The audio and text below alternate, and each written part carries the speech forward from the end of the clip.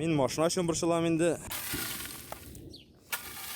Дети играли в снежки, а машины скользили по асфальту. Это не шутка, а реальность сельчан из Сармановского района. На них обрушился сильный град. Выхожу, грохот, лед пошел, да ведь. Ковер вытащил из дома, быстро накрыл машину. Ильдар Гусманов в это время был дома, схватил все ковры и побежал спасать автомобили. Ну, если я вовремя не увидел бы и меры не предпринял бы, ну, 2 машины, они все же.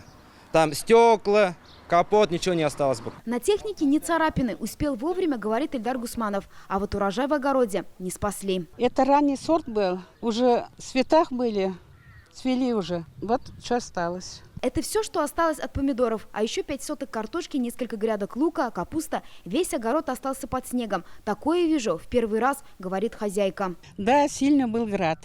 Лежал еще до ночи. Белая земля и чешуйкой как будто бы.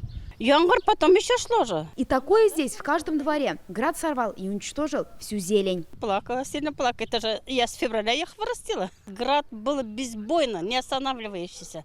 Я вообще удивлена была. Я первый раз в жизни своей, 67 лет, я первый раз в жизни такой. Дождя в селе не было с конца апреля, и жители обрадовались, когда появились первые грозовые тучи. Однако сегодня они вынуждены считать убытки. Град был такой силой, что стоял страшный грохот. До сих пор на земле видны следы стихии. Около деревни Соклов, поле озимой пшеницы. Град нанес ущерб не только личным подворьям, но и сельхозугодиям. На этом поле хозяйство потеряло 5% культур, делает выводы главный агроном. Если бы уже созревание, то очень много было бы. Это уже связано с тем, что развитие пока озимой пшеницы – это колошение. Что стало причиной продолжительного града? Всему виной аномально теплая весна, особенно май, говорят ученые-метеорологи. Проходила сложная довольно фронтальная система. Над нами, вот там выше в атмосфере, на высоте 5 километров, холодно.